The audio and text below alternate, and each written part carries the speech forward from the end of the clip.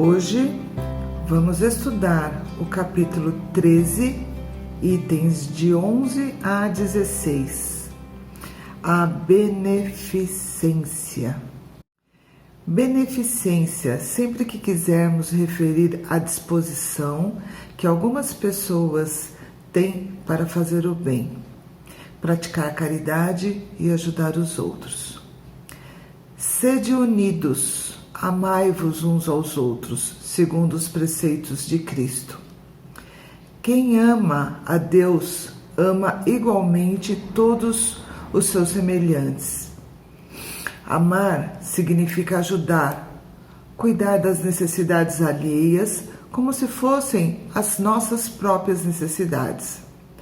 A verdadeira beneficência está em ligar o benfeitor ao beneficiado, perdoando-lhes as fraquezas, cuidando dos sentimentos das pessoas e amando-as sem julgamento.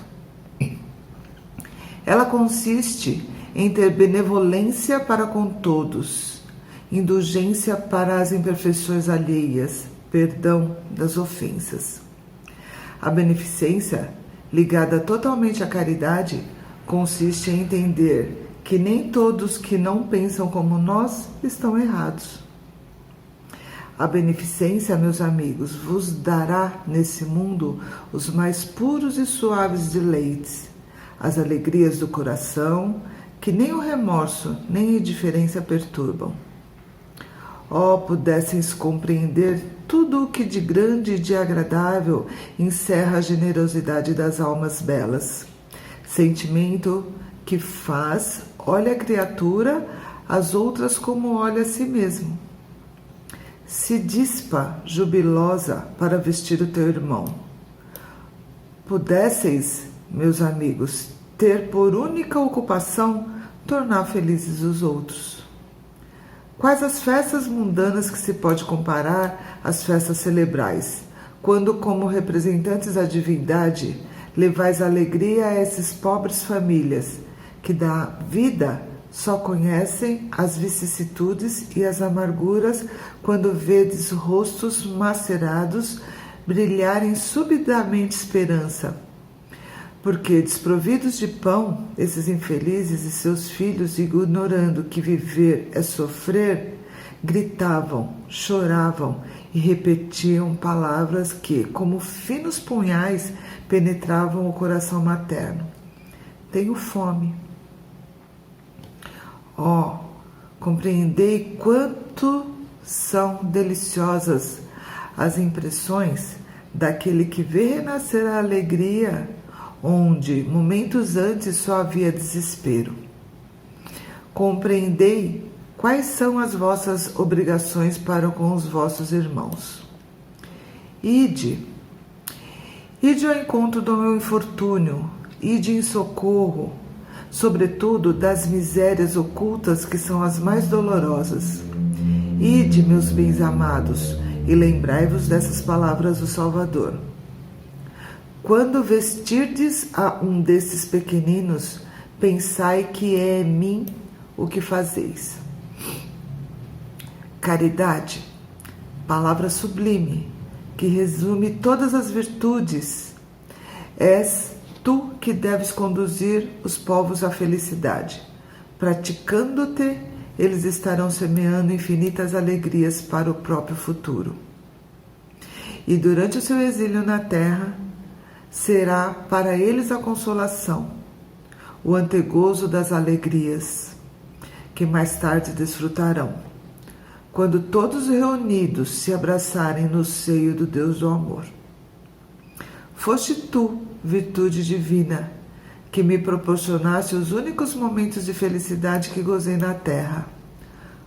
Possam meus irmãos, encarnados, crer na voz do amigo que lhes fala e lhes diz: é na caridade que deveis procurar a paz do coração e o contentamento da alma, o remédio para as aflições da vida. Quando estiverdes a ponto de acusar a Deus, lançai um olhar para baixo de vós e vereis quantas misérias a aliviar, quantas pobres crianças sem família, Quantos velhos sem uma só mão amiga para o socorrer e fechar-lhe os olhos na hora da morte. Quanto bem a fazer! Oh, não reclamais, ao contrário, agradecei a Deus e prodigalizei a vossa simpatia, o vosso amor, o vosso dinheiro, a todos os que, deserdados dos bens desse mundo, definham no sofrimento e na solidão. Colhereis nesse mundo alegrias bem suaves, e mais tarde somente Deus o sabe. Sede bons e caridosos, eis a chave dos céus, que tendes nas mãos. Toda a felicidade eterna se encerra nessa máxima. Amai-vos uns aos outros. A alma não pode elevar-se a regiões espirituais senão pelo devotamento ao próximo. Não encontra a felicidade em consolação, senão nos impulsos da caridade. Assim, já dizia o nosso amigo e mestre padrinho Juruá, seja bom, porque é bom ser bom. Sede bons, amparai os vossos irmãos, deixai de lado a horrível chaga do egoísmo. Cumprido esse dever, o caminho da felicidade eterna deve abrir-se para vós. Aliás, quem dentre vós não sentiu o coração pulsar, crescer sua alegria interior ao relato de uma bela dedicação, de uma obra pura de caridade? Se buscasseis apenas o deleite de uma boa ação, estaríeis sempre no caminho do progresso espiritual. Exemplos não vos faltam, o que faltam é boa vontade. Notai que a vossa história guarda a piedosa lembrança de uma multidão de homens de bem. Não vos disse Jesus que tudo que concerne às virtudes de caridade e amor? Por que desprezar os divinos ensinamentos? Por que fechar os ouvidos às divinas palavras? O coração aos bondosos preceitos? Quisera eu dispensasse mais interesse, mais fé às leituras evangélicas, mas abandona-se esse livro. Abandona-se essa carta, considerando como um repositório de palavras ocas, uma carta fechada. Deixam no esquecimento esse código admirável.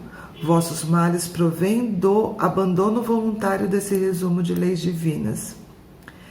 Lê depois essas páginas ardentes sobre a abnegação de Jesus e meditai sobre elas. Homens fortes, armai-vos, homens fracos, fazei da vossa brandura a vossa fé, as vossas armas. Sede mais persuasivos, mais constante na propagação da vossa nova doutrina. Apenas encorajamento é o que nos vimos dar.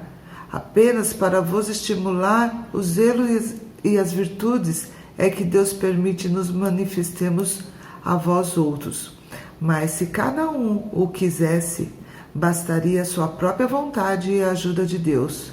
As manifestações espíritas unicamente se produzem para os de olhos fechados e corações indóceis.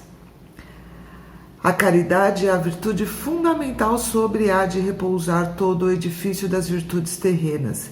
Sem ela, não existem as outras. Sem a caridade, não há de se esperar melhor sorte. Não há interesse moral que nos guie.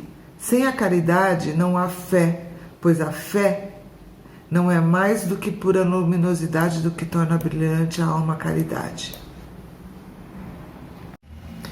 Todos vós que podeis produzir, dai vosso gênio, dai vossas inspirações, dai o vosso coração, que Deus vos abençoará. Poetas, literatos, que só pela gente mundana sois lidos.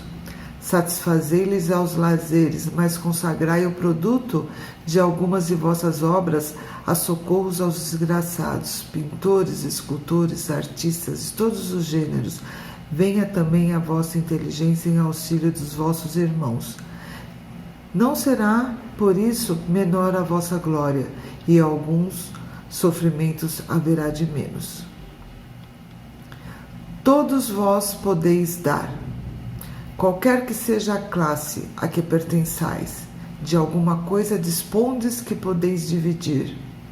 Seja o que for que Deus vos haja outorgado, uma parte do que lhe vos deu, deveis àquele que carece do necessário. Porquanto, em seu lugar, muito gostaríeis que o outro dividisse convosco. Os vossos tesouros da terra serão um pouco menores, contudo, os vossos tesouros do céu ficarão acrescidos. Lá colhereis pelo cêntuplo o que houver semeado em benefícios desse mundo. Meus irmãos, esse estudo foi baseado em livros e teve como referência o Evangelho segundo o Espiritismo. Caritas. Fiquem com Deus.